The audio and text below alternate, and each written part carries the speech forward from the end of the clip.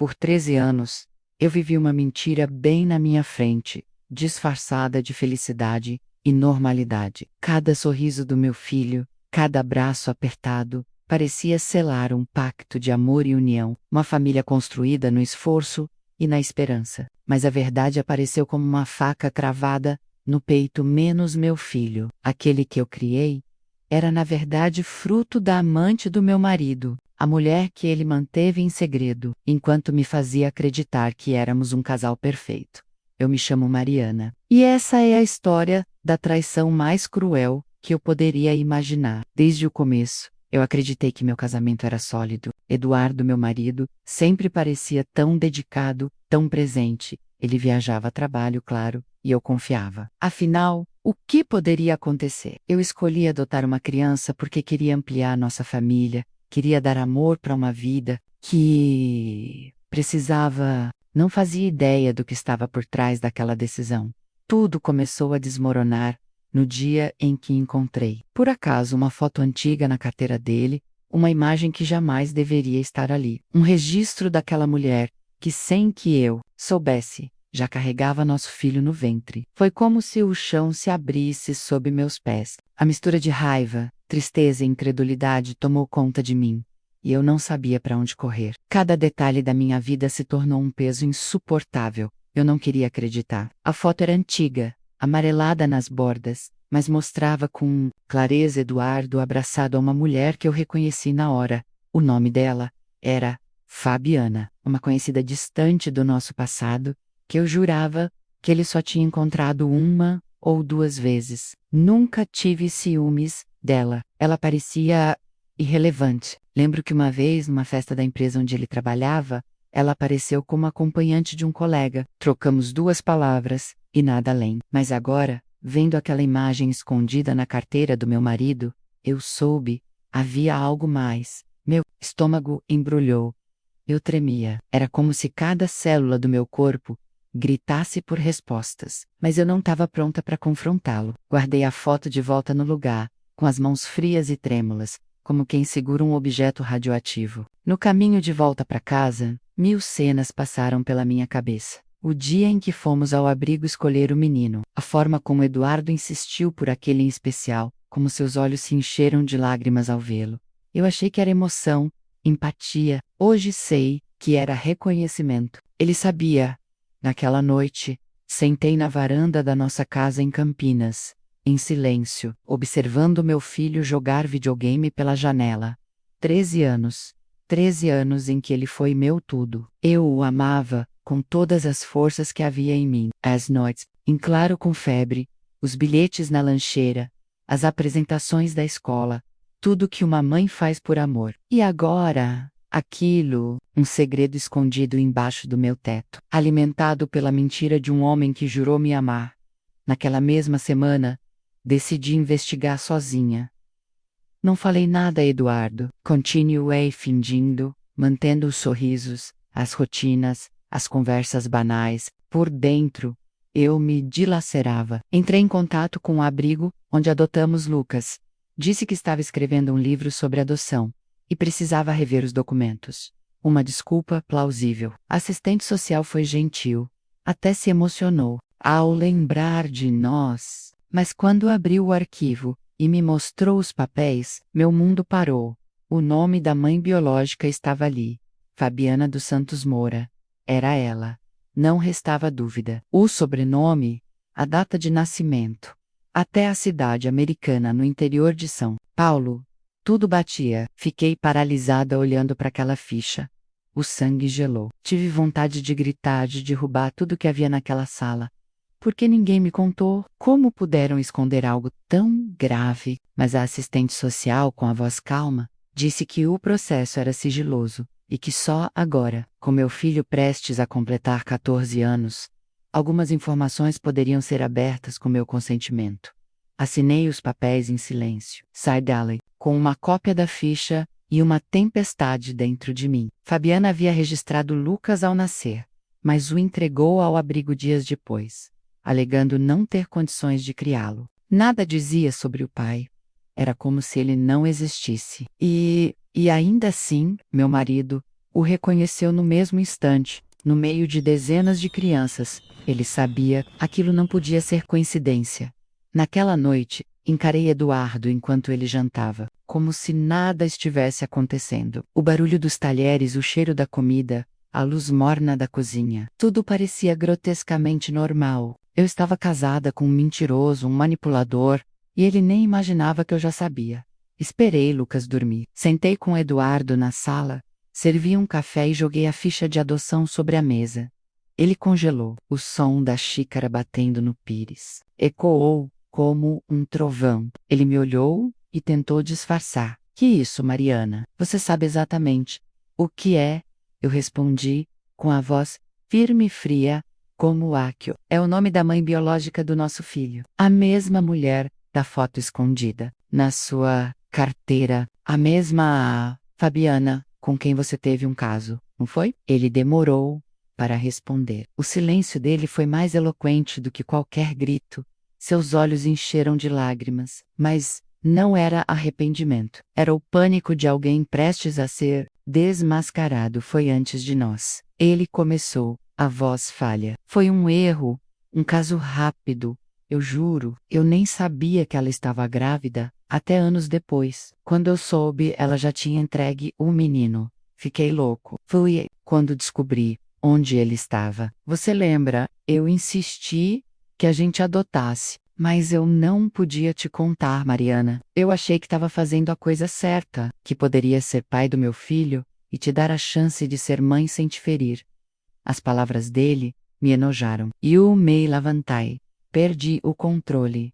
Gritei. Joguei a xícara contra a parede. Era como se todos os sentimentos que guardei durante 13 anos explodissem de uma vez. A dor da traição, a humilhação, a manipulação. Ele não me deu uma escolha. Ele me fez amar o filho da amante dele sem que eu soubesse. Me fez construir uma vida sobre uma mentira. Você não tinha o direito. Eu gritei com a voz, cortando o ar como uma navalha. Você roubou a minha verdade. Você me usou. Ele tentou se aproximar, mas eu recuei. Aquele homem que um dia amei agora era um estranho, um monstro. Eu subi para o quarto e tranquei a porta. Passei a noite, em claro, com o rosto encharcado de lágrimas e o coração partido em 1000 pedaços. Na manhã seguinte, ele não estava mais em casa. Deixou um bilhete dizendo que precisava de um tempo para pensar, como se ele fosse a vítima.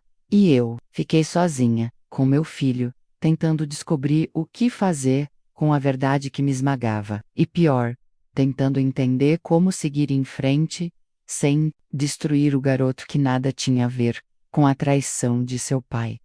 Porque, apesar de tudo, ele ainda era meu filho.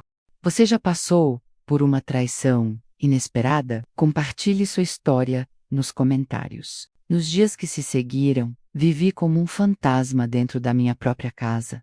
Eduardo sumiu. Não ligou, não mandou mensagens, não deu sinal de vida. Talvez tivesse vergonha, talvez estivesse com ela menos com Fabiana. A mesma mulher que um dia cruzou meu caminho como um vulto social. E agora, era a sombra que desabava tudo que construí. Mas minha maior dor não era ela, era Lucas, meu filho. Cada vez que ele me chamava de mãe, meu coração se partia mais um pouco. Ele não sabia. Ele era só uma criança. Um menino que cresceu em meus braços, que chorava quando ralava o joelho, que dormia agarrado em mim nas noites de trovão. E eu o amava. Ainda o amava. Mas a dor do engano ainda estava crua, infeccionada, e eu não sabia lidar com isso. Naquela semana, eu o levei ao colégio todos os dias, como sempre fazia. No caminho, ele falava sobre os planos da feira de ciências, sobre o menino novo da sala, sobre a professora nova de matemática que falava engraçado, e eu sorria, ou fingia, mas por dentro me sentia hipócrita. Como encarar meu filho, sabendo que ele foi o símbolo vivo da mentira mais perversa que alguém já me contou? Foi numa quinta-feira à tarde que tudo começou a sair do controle. E eu estava no mercado, empurrando o carrinho sem rumo, quando ouvi 2 mulheres cochichando no corredor ao lado. É ela, a esposa do Eduardo. Você soube? 13 anos criando o filho da outra. Coitada. Aquilo me paralisou. Como a cidade já sabia, parece que Fabiana nunca saiu do jogo. Naquela noite, fui atrás dela. Peguei o carro, dirigi até a Americana e estacionei em frente à floricultura que ela mantinha. A loja já estava fechada, mas a luz nos fundos estava acesa. Esperei. 40 minutos depois. Ela saiu, com a bolsa no ombro e os cabelos presos de qualquer jeito. Caminhava tranquila, como se fosse dona da verdade. Eu desci do carro com o coração aos pulos, Fabiana. Chamei com a voz cortante. Ela se virou. Um segundo de confusão. E então, o sorriso cínico. Um sorriso que me enojou até a alma, Mariana. Quanto tempo você sabia que ele era meu marido? Sabia, e mesmo assim, entregou o filho de vocês para ser criado por mim. Ela deu de ombros, como se eu estivesse falando de um esquilo perdido. Eu estava sozinha, grávida. Ele desapareceu. Quando volto, o menino já estava entregue. Foi você quem quis adotar. Não fui eu quem bateu na sua porta. Meu sangue ferveu. Você o usou. E ele me usou. Vocês dois transformaram minha vida numa piada. Amar uma criança achando que ela não tinha vínculo com ninguém, quando na verdade era o lembrete vivo da traição de vocês, Mariana. Ela se aproximou um passo. Você o ama? Não ama, Lucas? A pergunta me acertou como um soco no estômago, porque eu não soube responder de imediato, porque no meio do ódio, da dor, da fúria, ainda havia amor. E isso me fazia sentir suja, fraca. Fabiana me leu como um livro aberto. Ele é seu. Você é a única mãe que ele conhece. Eduardo é um covarde, mas o menino, ele nunca teve culpa. Não misture as coisas. Fácil para você dizer, menos cuspir as palavras. Volka se humilhou, entregou seu próprio filho e seguiu a vida. Ela não rebateu, só baixou os olhos. Pela primeira vez, vi nela um rastro de humanidade, ou remorso, não sei. Voltei para o carro com as pernas bambas. Chorei o caminho todo. Cheguei em casa e Lucas me esperava no sofá, vendo TV, com a almofada no colo. Mãe, posso dormir na sua cama hoje? Ele perguntou, com aquela voz doce de sempre. Assenti. Ele não percebeu que meus olhos estavam vermelhos. Deitou ao meu lado e adormeceu com a cabeça no meu peito, como quando era pequeno. E ali, no silêncio da madrugada, tudo dentro de mim explodiu, porque ele era meu filho. Nada mudava isso, nem Eduardo, nem Fabiana, nem o DNA. Eu o amava, mas eu também precisava me curar e me vingar. Na manhã seguinte, procurei um advogado. Não contei tudo, mas expliquei o suficiente. Queria saber meus direitos. Queria entender se havia crime naquela omissão. O advogado, Dr. Caetano, experiente e discreto, me ouviu com atenção. Disse que o caso era delicado, que Eduardo poderia até responder por falsidade ideológica se tivesse omitido a paternidade, propositalmente para conseguir adoção se você quiser levar isso adiante. Mariana, vamos precisar mexer em papéis antigos e talvez envolver o Ministério Público. Balancei a cabeça. Ainda não estava pronta, mas algo já havia despertado em mim, a vontade de não ser mais vítima, de não aceitar aquela sujeira como parte da minha história. Voltei para casa e preparei um jantar especial para Lucas. Lasanha, a preferida dele. Durante a refeição, ele olhou para mim, com aqueles olhos castanhos, os olhos dele, O.S.D. Eduardo, e sem saber, sem entender, diz: Mãe, quando eu crescer, quero ser igual ao papai. Garfo caiu da minha mão. Senti meu mundo girar.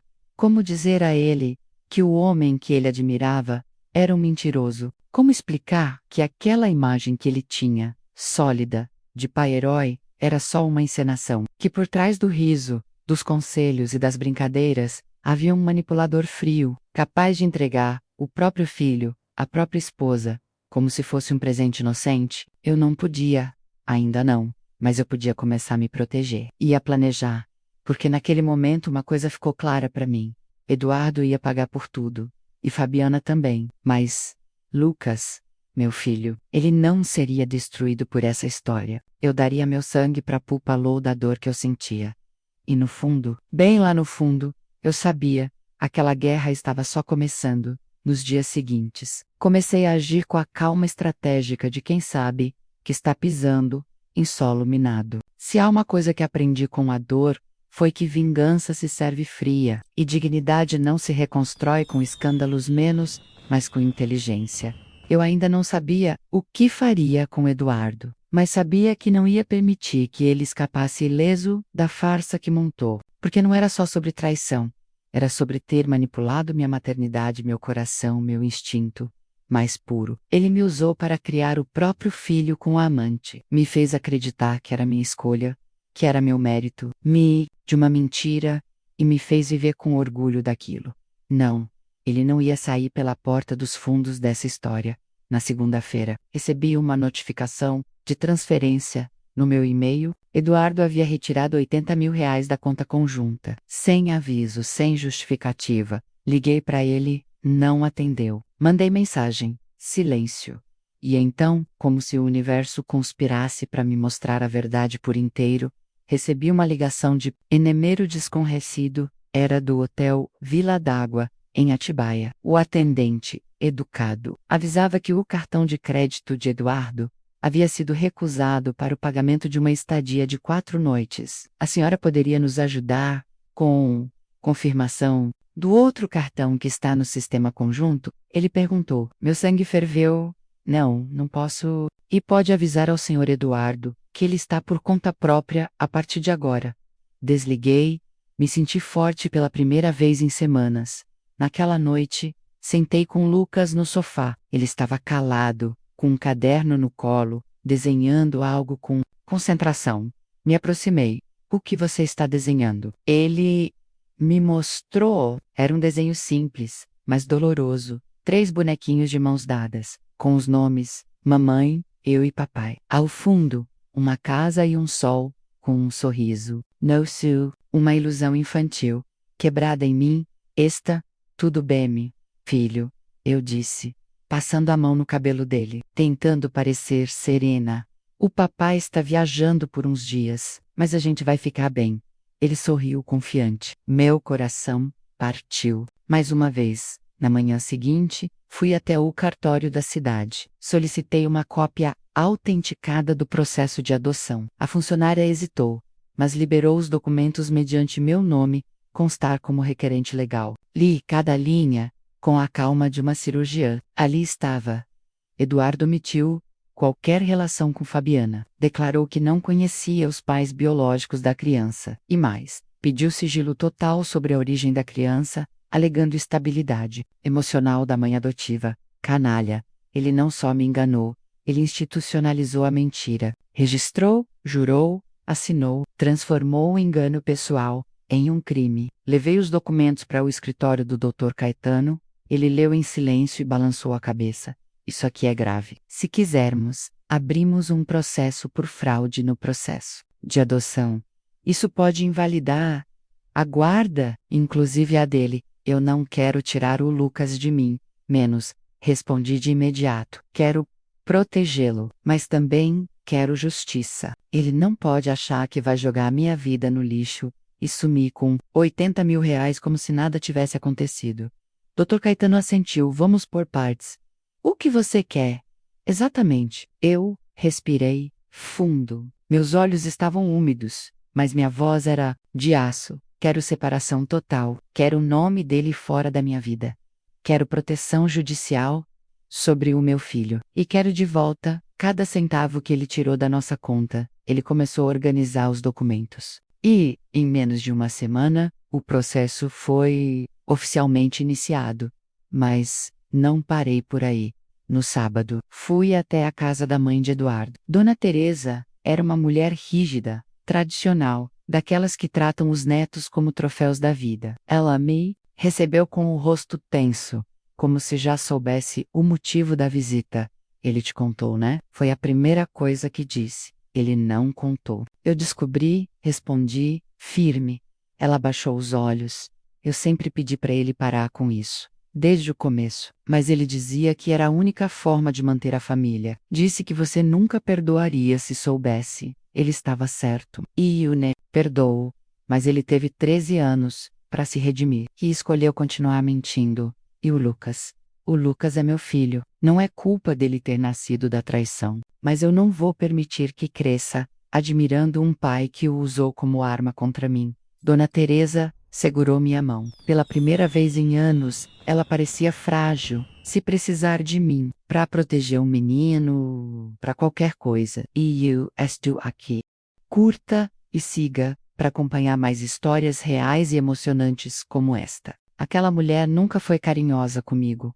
Sempre foi distante. Mas, ali, ela se mostrou avó. E isso valeu mais do que qualquer discurso. Voltei para casa, decidida, e na segunda-feira seguinte, iniciei o processo de interdição de contas conjuntas. Entrei com um pedido de bloqueio judicial dos bens e dei início à partilha. Ele receberia a notificação em poucos dias. Na terça à noite, Eduardo apareceu. Entrou em casa, com a cara abatida, os olhos fundos, a barba por fazer. A gente precisa conversar, ele disse. Agora? Perguntei, olhando para Lucas no sofá. Você teve 13 anos, agora você vai ouvir. Mandei Lucas pro quarto e sentei na sala com ele. Você sabia quem era a Fabiana. Você reconheceu o menino. Você me enganou no abrigo. No cartório. Você roubou da nossa conta. E ainda teve a audácia de fugir com ela, não foi? Ele não respondeu, Mariana. Eu fiz tudo errado. Eu me perdi. Mas eu te amei. Eu só queria que a gente fosse uma família. Não. Você queria limpar sua culpa às minhas custas. Queria se redimir criando o filho da sua amante com a mulher que enganou. Isso não é amor. Isso é covardia. Ele chorou, mas eu não me comovi. Aquela noite foi a última em que ele pisou naquela casa. Entreguei uma mala com as roupas dele. Tranquei a porta. E, ao subir para o quarto, encontrei Lucas dormindo com um bilhete na mão. Era um desenho nosso. Eu, ele e um coração enorme no meio. E foi ali que eu soube, por mais que o mundo desabasse, por mais que eu tivesse sido usada, enganada, traída, eu ainda tinha o amor do meu filho. E isso, ninguém jamais roubaria de mim. Aos poucos, a vida começou a ganhar contornos novos, ainda que dolorosos. A separação oficializada por meu advogado foi um alívio e uma confirmação de que não havia mais espaço para mentiras naquele capítulo. Eduardo tentou me convencer a abrir mão do processo, prometeu arrependimento e até ameaçou destruir a reputação de nossa família. Mas eu já tinha encontrado uma força dentro de mim que nada nem ninguém poderia abalar. Lucas, apesar da idade, sentia as tensões, perguntava com a inocência de quem não entende o que significa traição, mas sente a distância que crescia entre seus pais. Eu fazia questão de estar presente, de garantir que ele jamais duvidasse do amor que sentia, mesmo enquanto meu coração sangrava a cada pensamento, naquela origem dolorosa que tanto ele quanto eu tentávamos ignorar. O que eu não esperava era que Fabiana reaparecesse de maneira inesperada. Um dia, recebi uma carta selada, sem remetente, dentro, uma mensagem fria, clara e cruel. Se você tocar no que é meu, vai perder tudo. Lucas é meu sangue. Você não é nada além de uma mulher que tentou roubar minha família. Ela escancarava que a guerra estava longe de acabar. Foi aí que entendi que proteger Lucas não seria só questão de justiça, mas de estratégia, coragem e, acima de tudo, amor incondicional. Um amor que não se mede por laços sanguíneos, mas pelo que se faz por aquele que chamamos de filho. A carta de Fabiana foi um choque que me atingiu no fundo da alma. Ela que trazia não era apenas sobre mim, mas sobre o futuro do meu filho. Lucas, para ela, era uma posse, um troféu para exercer poder e controle. E eu sabia que, para garantir nossa segurança e o bem-estar dele, não poderia agir sozinha.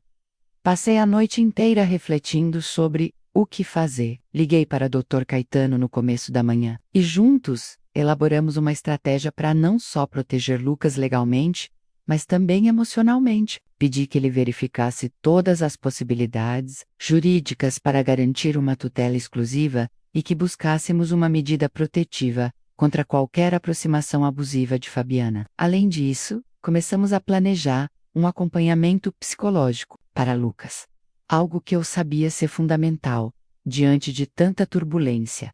Ao mesmo tempo, comecei a montar uma rede de apoio, Falei com minha irmã, Ana, que, apesar das diferenças que sempre tivemos, foi a única pessoa em quem consegui confiar naquele momento. Ela me ofereceu não apenas um ombro amigo, mas ajuda concreta. Trouxe contatos de terapeutas infantis, advogados especializados em família e me acompanhou a consultas médicas, reuniões escolares e até as audiências judiciais que começaram a se desenrolar com a abertura do processo contra Eduardo e Fabiana. Lucas, por sua parte, parecia perceber a mudança no ar, embora ainda não entendesse o tamanho da tempestade que se formava. Na escola, ele teve dificuldades de concentração e algumas recaídas no comportamento, mas se mantinha sorridente e carinhoso, especialmente comigo. Ele não precisava entender a história toda, ele só precisava sentir que eu estava ali, inabalável, para segurá-lo firme. As audiências foram tensas. Eduardo aparecia sempre com uma expressão de cansaço, meio derrotado, mas Fabiana não se intimidava. Chegou a tentar reverter a guarda compartilhada, alegando que Mariana não tinha condições emocionais para cuidar do filho, pois estava perturbada pela própria mágoa. A juíza, porém, foi clara e firme. O bem-estar da criança vinha em primeiro lugar, e a estabilidade que Lucas tinha com sua mãe era prioritária. Foi um alívio ver que a justiça, ao menos naquele momento, estava do nosso lado. Mas a guerra não se limitava ao tribunal. Fabiana começou a circular por nossa vizinhança, criando situações embaraçosas, falando com pessoas para plantar dúvidas e fofocas sobre mim. A rede social da escola ficou cheia de mensagens maldosas, boatos e até ameaças veladas. Eu sentia como se estivesse cercada em uma batalha onde o inimigo usava armas invisíveis. Não podia deixar isso continuar. Foi quando decidi agir de uma forma que Eduardo jamais esperava.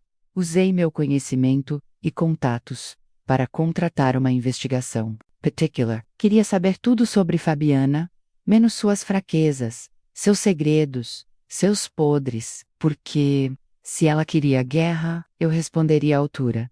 E o que descobri mudou tudo.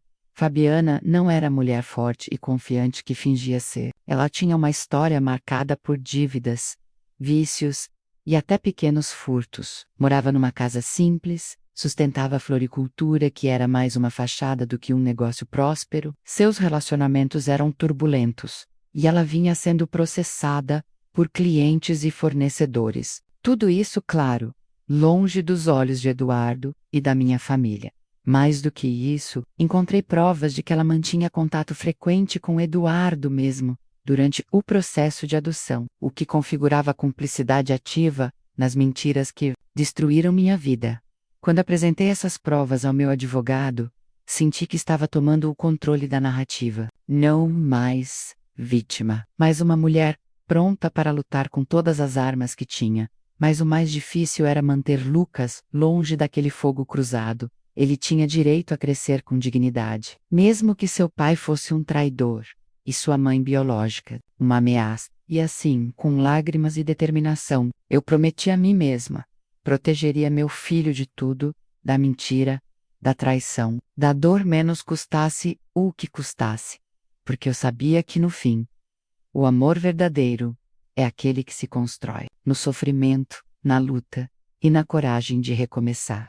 Quer ver como essa mãe enfrentou a dor e transformou sua vida? Não perca os próximos capítulos. Aos poucos, a rotina foi tomando uma nova forma, ainda que marcada por incertezas e tensões invisíveis. Lucas, apesar dos pesares, mostrava uma resiliência surpreendente para um garoto de quase 14 anos. Em casa eu me esforçava para manter a normalidade, menos as refeições, os estudos, as brincadeiras nos fins de semana, menos como se o mundo lá fora não estivesse desmoronando. Mas no fundo, eu sabia que não poderia protegê-lo para sempre. Enquanto isso, o processo legal avançava.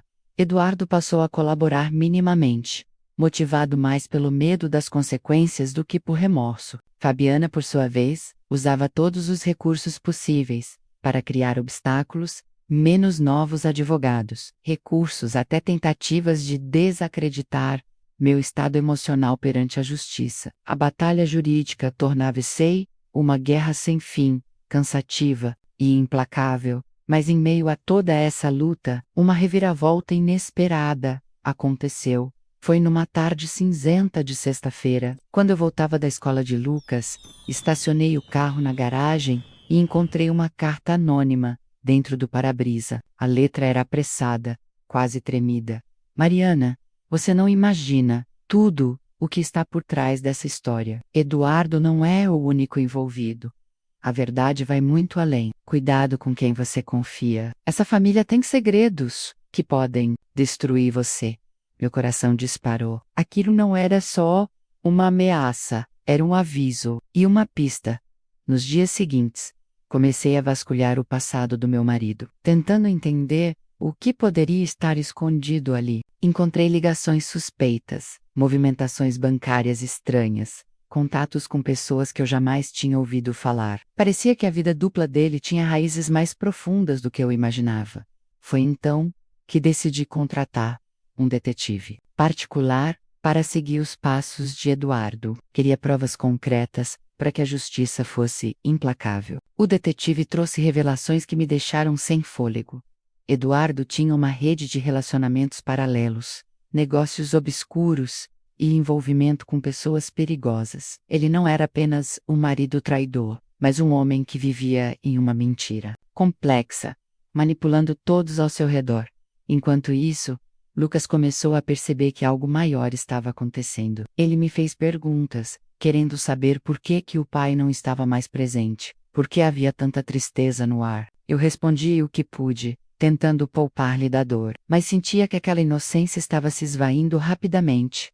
Uma noite, ao lê-lo para dormir, ele me perguntou: mãe, por que às vezes as pessoas que a gente ama fazem coisas que machucam tanto? Eu fiquei sem resposta. Só consegui abrócolo com força e dizer: porque nem todo amor é como a gente sonha, filho. Mas o nosso amor é maior que tudo isso. Mas a verdade é que, no fundo, eu tinha medo. Medo de que a guerra que Eduardo iniciou pudesse destruir tudo o que restava da minha família. Medo de que Lucas fosse vítima não só da traição, mas de forças que eu ainda não compreendia.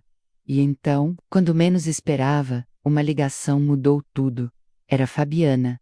Ela falou baixo, com voz quase chorosa: Mariana, precisamos conversar. Não quero que você se machuque mais. Nem o Lucas. Foi a primeira vez que ouvi um tom de medo nela. A mulher que ameaçava, que manipula, agora parecia desesperada.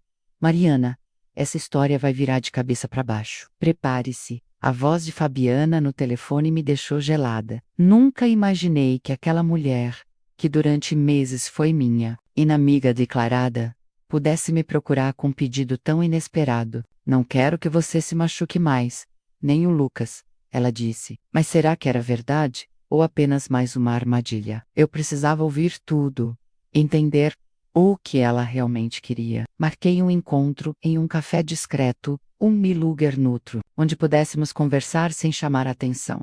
No dia combinado, cheguei cedo. Ela apareceu alguns minutos depois, vestindo roupas simples e com os olhos vermelhos, como quem não dormia há dias. A tensão entre nós era palpável, como se fôssemos inimigas forçadas a uma trégua temporária. Tomei um café e esperei ela falar. Fabiana começou contando coisas que eu jamais poderia imaginar. Segredos de Eduardo, tramas envolvendo outras mulheres, negócios obscuros que ele fazia nas sombras, e o motivo real pelo qual Lucas fora colocado em nossas vidas. Segundo ela, tudo fazia parte de um plano para lavar dinheiro e ocultar evidências de crimes financeiros. Fabiana, desesperada, teria sido usada por Eduardo como um peão para manter sua fachada limpa perante o mundo. Ela revelou que Eduardo não era apenas um marido traidor, mas um homem envolvido em um esquema maior, perigoso, que poderia colocar nossas vidas em risco. Eles não querem que a verdade venha à tona, disse ela, olhando para os lados com medo. Eu ouvi tudo em silêncio, meu coração disparado. Agora a história tinha camadas que eu não poderia ignorar. Não era só uma traição conjugal, era uma teia de mentiras, manipulações e riscos reais para Lucas e para mim. Naquela mesma semana, voltei a falar com o Dr. Caetano e meu detetive particular. Compartilhei a conversa com Fabiana e pedi que redobrassem os cuidados protegendo nossa casa e nossa rotina. O detetive confirmou que já havia encontrado movimentações suspeitas relacionadas a contas e empresas usadas por Eduardo para esconder dinheiro. Era mais sério do que eu pensava. Enquanto isso, Lucas continuava crescendo, sem saber dos perigos que rondavam sua família. Eu tentava manter a fachada de mãe forte e segura, mas cada dia que passava sentia o peso aumentando. A responsabilidade esmagadora de proteger meu filho a qualquer custo. A proximidade com Fabiana, por mais estranha que fosse, começou a mudar. Algo dentro de mim. Ela não deixava de ser a mãe biológica de Lucas, e mesmo com toda a dor, comecei a enxergar nela uma mulher destruída, que também tinha sofrido. Isso não apagava suas falhas nem suas ameaças, mas me fez questionar se aquela guerra precisava continuar como um combate sem trégua. Conversei com Ana sobre isso, e ela me alertou para ter cuidado. Não confie nela, Mariana. Ela pode estar armando algo para se salvar, disse. Eu sabia que Ana tinha razão, mas precisava de alguma luz no fim daquele túnel escuro. Aos poucos, comecei a aceitar que para proteger meu filho, talvez precisasse de alianças improváveis. E enquanto a justiça corria, e os dias passavam carregados de medo e tensão, uma verdade maior se impunha àquela família. Por mais destruída que estivesse, ainda era a única que Lucas tinha, e a responsabilidade de reconstruí-la, ainda que fragmentada, era toda minha. No meio dessa tempestade, a mulher que um dia fui se despedaçava, dando lugar a alguém mais forte, mais determinada e, sobretudo, mais disposta a lutar até o fim pelo que realmente importava: o amor pelo meu filho. Marque alguém que precisa ouvir essa história de coragem e superação. Os dias se transformaram em uma rotina exaustiva de audiências, reuniões com advogados, consultas psicológicas para Lucas e uma vigilância constante sobre cada passo que Eduardo e Fabiana davam. A batalha legal era dura, mas o kill me consume mesmo era a constante sensação de que algo ainda maior estava por vir. Algo que poderia destruir de vez a paz frágil que eu conseguia construir para mim e para meu filho.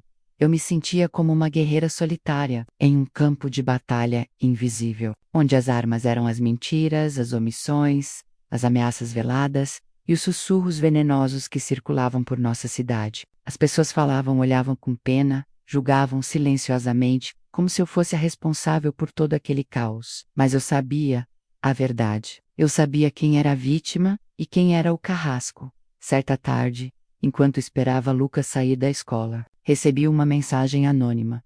Se quiser sobreviver, esqueça o que sabe, ou o preço será alto demais. Meu coração acelerou, mas não era medo que senti. Era raiva. Raiva daquele homem que destruiu minha família, daquela mulher que ameaçava meu filho, e da rede de mentiras que parecia querer me engolir.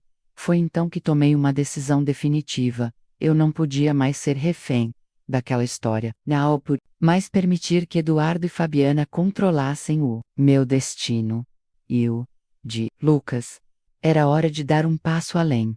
Convoquei uma reunião com meus advogados e pedi para iniciar um processo criminal contra Eduardo. Não só pela fraude na adoção, mas por todas as provas de envolvimento em crimes financeiros e ameaça à minha família. Queria que ele fosse responsabilizado, que pagasse por cada lágrima que fez eu derramar, por cada noite de medo e angústia, simultaneamente. Pedi proteção policial para mim e para Lucas. Não estava disposta a aceitar nenhum risco, principalmente para ele que era inocente nessa guerra. Mas a batalha não parava por aí. Em meio a essa turbulência, uma notícia devastadora chegou até mim. Eduardo havia desaparecido. Não havia deixado rastros, não atendia mais os telefonemas, e sua última movimentação financeira era uma transferência suspeita para uma conta em um paraíso fiscal. Medo de que ele pudesse fugir com Lucas, mesmo contra minha vontade, me fez acionar a justiça para restringir qualquer viagem do menino ao exterior. Era um novo capítulo de angústia. Enquanto isso, Fabiana continuava sua ofensiva, usando os meios que tinha para tentar me desestabilizar, espalhando boatos e tentando minar minha imagem perante amigos, familiares e até mesmo Lucas, que, às vezes, demonstrava confusão entre as duas mulheres que, de alguma forma, lutavam por ele. Foi um momento de crise, em que pensei em desistir, em abrir mão da luta para preservar a sanidade de meu filho. Mas algo dentro de mim se recusava a baixar a guarda. Eu não podia deixar que o passado definisse nosso futuro. Precisava ser mais forte, mais esperta, mais implacável. E foi nesse ponto que descobri que a maior força que eu tinha não estava nas leis, nas provas, nem nas estratégias. Estava no amor incondicional que eu sentia por Lucas.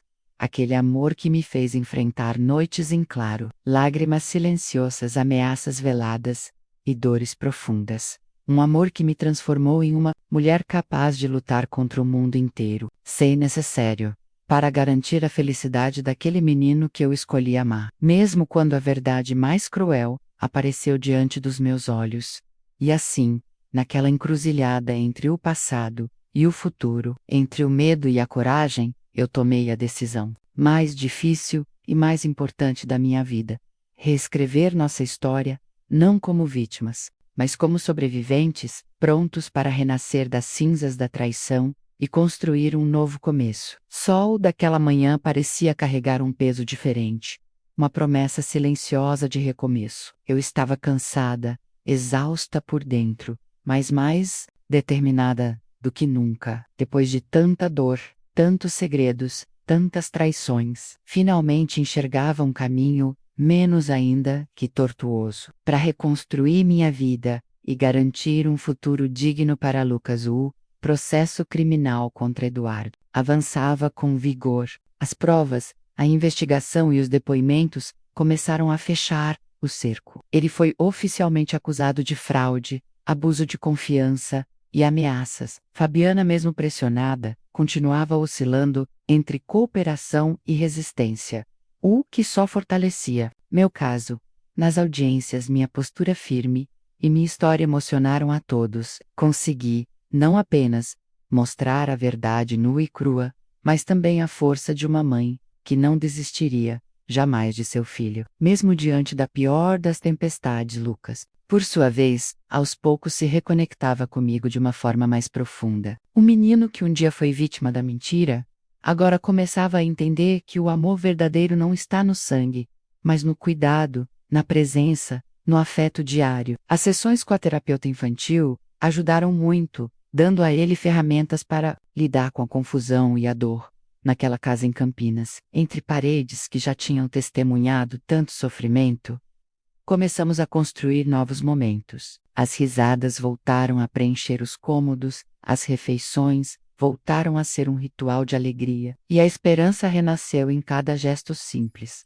Mas nada disso teria sido possível sem a minha decisão de lutar, de não deixar que o passado me aprisione, de transformar a dor em força, a traição em aprendizado. Hoje, olhando para Lucas, vejo não só meu filho, mas meu motivo de viver e de resistir. Ele é a prova de que, mesmo das maiores feridas, pode nascer a mais bela das histórias, menos a história de uma mãe que, apesar do tudo, escolheu amar, proteger e vencer. E, para quem ouve essa história, meu conselho é simples: a verdade pode doer, o caminho pode ser cruel, mas a força do amor e da coragem é capaz de transformar qualquer mentira em redenção. Chamada final. Se essa história tocou seu coração, compartilhe para espalhar essa mensagem de amor e força para quem precisa. Juntos, podemos transformar dor em esperança.